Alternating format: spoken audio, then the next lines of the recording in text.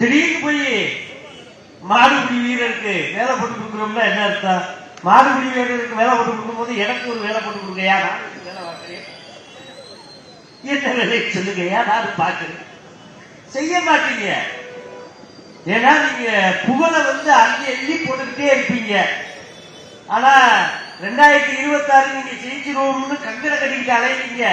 அது நடக்காது, நடக்கிற அளவுக்கு கிடையாது. எல்லாருமே கூட்டணியில ஒன்று சேர்றோம். கூடிய சீக்கிரம் 2026 நம்ம ஐயா எடப்பாடி ஆட்சியிலே வரப்போகுது.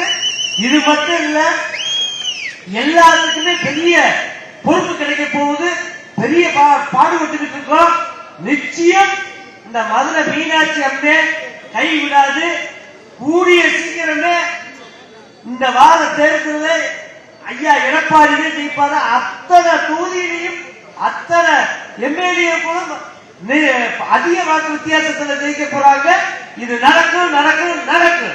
இதை நான் சொல்லிட்டு போறேன்.